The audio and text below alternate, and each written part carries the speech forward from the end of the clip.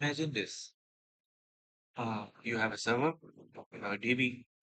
Now, 10,000 users hit your server at the same exact moment, all asking for the same data, which is get PFP. What happens next? Your system is naive. It treats every request independently. This request is independent, this request is independent. Every request has independent request and sends the same expensive query to the database, right? Now, your database is doing duplicate works, the same work to find the get slash PFP for every request. What will happen? The response time might increase, the latency will increase, the DB will get slow, and even in worst case, there can be a temporary outage. So the real question is, do we really need to make these 10,000 requests to the DB? I know these 10,000 requests will be made by the client. There can be multiple clients, there can be multiple users. They can ask for the same data at the same time. It is possible in the real distributed system. But how to ensure that that every user get the same response for the same request without making the same call to the DB? Because if we are going to make, there can be an outage, right? So, so the question is, do we really need to make those 10,000 identical calls for the same database? Of course not. And that's exactly where our topic, request coalescing, comes in. It is where this theory, I mean, no one call it theory, I would say an approach which resolve this issue. We call it request coalescing, right? So what happens here? Instead of allowing all those 10,000 requests reaching the database server, we won't allow all. We won't allow all. What we do is, we say we will only allow a single request and ask to go to the DB, get your response. Until then, these 999 requests will wait at this point on the server itself. Only one request will go to the server, I mean the database, fetch the data, will come back. Let me just put an arrow here. It will come back. It will provide the response to the server, and this server will return the same response to every request for this one, for this one, for this one, for this one. So every request will be getting this response. What it helped me? It made sure the DB is alive, because for any system, a DB crash means a complete shutdown of your business. And if your business is lost for even a while, you may lose your client. And losing client means losing money. You can't lose that. So we can't lose our DB. We want it up and running every time. We can lose our servers because servers are easy to like if a server crashes, we can spin up a new server in just an instant, right? It's not a big deal for us. But DB are stateful. We can't lose it. So in this way, we can make sure that those 10,000 requests want those 10,000 requests for the same data. It is important. It is important to know that this is the same data that everyone is asking for, slash get slash PFP. Not all the requests will be reaching the database server. Only one comes, it makes the response and provide it to server. Right? So this is the overview of request coalescing. This is what we see, what we feel when you see things from a height of 10,000 feet. So this is an overview of our request coalescing. But but before we dive into how we are going to implement it, let's let's get an intuition how we will be implementing it in some other another way so that we can have an approach. Okay, this is the thing, we can do that. We can think about it. Okay, so let's go for it. One, two, one, three, nine, again a one, again a eight, and 11. So this is our array, right? This is fine. Let's put another number three here again. So this is our array, right? Now the question is, like, you have to iterate over all the elements, right? You have to iterate over all the elements one by one. In each iteration, you have to perform a very expensive task, literally very expensive task.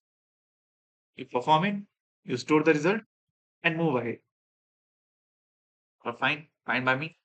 You again perform it, you again perform the expensive operation, you move ahead. You again perform the expensive operation, move ahead. At this point, you are again going to perform the same expensive operation for this value, which you have already evaluated at this point. My question is it worth it? Is it worthy to again perform those expensive operations? For me, it's not. I can make use of map where I can place a key and a value pair, and just in case if a value occurs again, I can use this map to return that result. And to be honest, this is what request coalescing uses in the backend, so that all the requests don't need to reach the DB server. A request comes in, one of many of request comes to the server, one request goes to the DB, response get back to the server. Every request gets the response. So if we have now the intuition of request coalescing, let's not waste our time. Let's just deep dive into it, how we are going to implement it. I will be using Node.js server. I will be creating it, and I will then make use of Postman to hit our URL and see how the system behaves. Okay, so let's dive into application. So now we have understood what request coalescing is all about. Let's just implement it in Node.js, right? So for this, let me create a folder here. For the new folder as it is. Let me open the terminal. Yeah. Without further ado, let's open the terminal of the VS Code. In this, let's write npm init -y. The condition is created. Right? I need to install Express to run. I'm going to create a server. So let's install it. And it's done, right? Now, let's create a server here, server.js. And this, let me import Express from this. Now, since I'm using a module, I need to make sure that my vector is type as module. Okay. Now, here in Next.js, I will be creating an app type equals to Express. Right. So let's say my port number is 3000 and my app is listening at port 3000. And with this, I also want to print CLG with indexes. Server is listening at port dollar port. Now, I have created my app, I have created my server, and I will run it. It will listen at port 3000. Perfect. Now, what my main goal is? My main goal is user will be making call to slash get slash profile with some user ID. That this user ID they need to fetch maybe this, whatever they give the data, I need to fetch for them. But I need to ensure that if multiple requests are coming at the same time for the same request, same data, I need to perform a request coalescing. Right? So let me get that request first. Get last profile. Perfect. I will have a request. I will have a response. What I will be extracting from my request ID, that URL, it will be user ID, right? Let me extract it. Facebook query user ID. Just in case if user ID is not present, I have to return an illegal call, like it's not a good call. Response dot status a 400 and say JSON as error or error uh, error user not found. I would say user not mentioned because user not mentioned. Right now, I have now. I will also try to see that in my backend. Console.log illegal request. I will be seeing this in my console just in case user ID is not mentioned. So this is for my safe side. Now, as I have told you that in a request collision, we have seen on some similar thing in DSA approach, right? We are having an array. What I told you there, like we will be creating a map. Similarly, I will be creating a map here as well. I won't be calling it const. I mean, it will be a const in light. If you can call it anything, it can be a late where, but fine, const in flight memory request. In flight request. Why it is in request coalescing? We call it in flight request because all the requests are coming for the same thing, right? So what does that mean? Why is it in flight? Because one of the requests has gone for the DB call and other are still there waiting in flight. Therefore, in flight request, right? New map. Now I have told you I will be having a key, right? So let's create a key. So let me create it as it is user ID. So what will happen? Say a request has come like this /get/profile question mark user ID equals to sorry 101 101. So for this, a key with value profile colon 101 will be created and will be mapped to some value. I'm not defining. I'm not telling you what it is, but we will see what that value is. So user ID is 102. It will create a key profile 102 and map to a value. But okay, here it is profile. Right now, every request to a DB call, I assume it is a promise, right? So let me store that promise into a variable which is named itself as. It is not necessary that I will be calling it a promise. I can call it my promise for my easy understanding, right? Now let's create a try catch block so that we can handle any type of error if we get any. Just in case of error, I would be sending return response dot status 500 dot JSON message. It's not you. Very famous. It's not you. It's us. A sad one. Yeah. Here, what I will be doing. Tell me.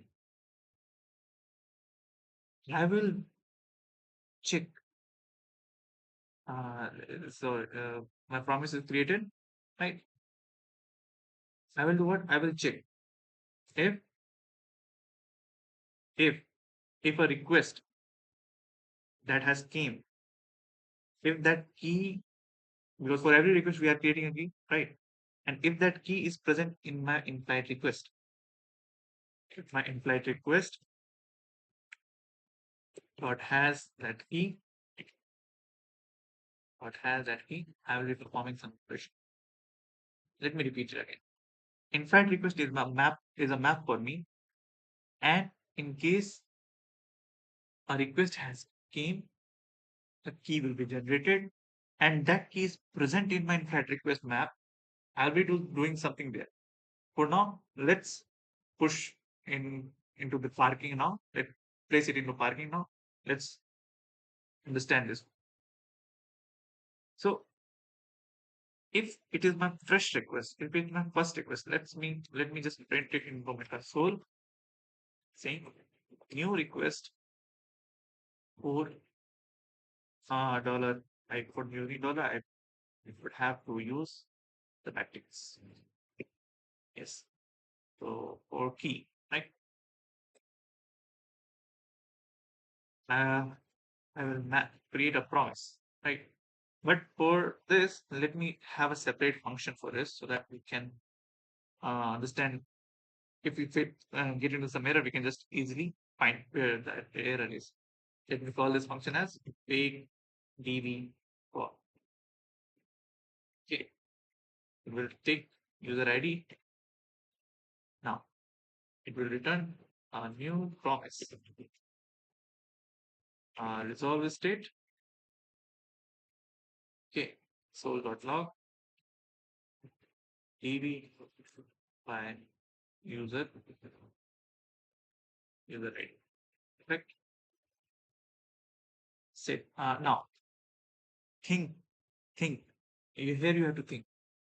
This is a fake DB code. That's why I am creating a new promise here.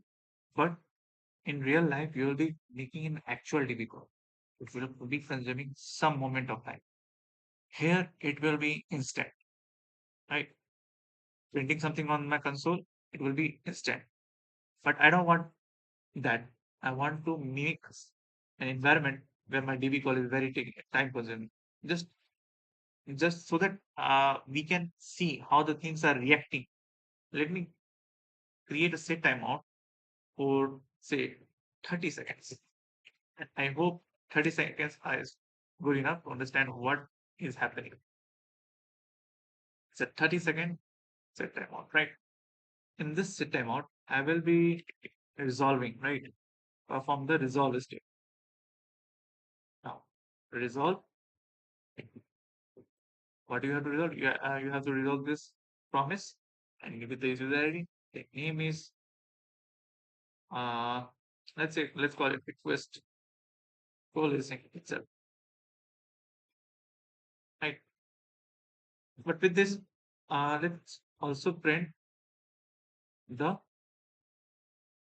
timing, right? Which time, date, or now. This, but I think better will be to local listing. I have that name, right? We call it to ISO string. Yeah, I don't know. I'm not sure about this one, but no date dot to ISO string. Let's see. Semicolon every time. Sorry.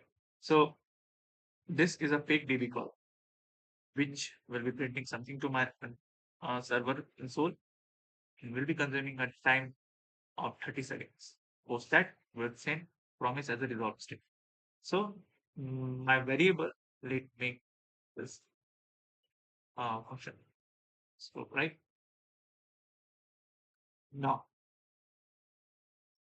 I have that promise. This is a new variable. Let's set into map. Set. I have the key and this is my value. So you see the key is mapped to a promise value. This is also mapped to a promise value. Some other promise 2. Let me call it promise 1.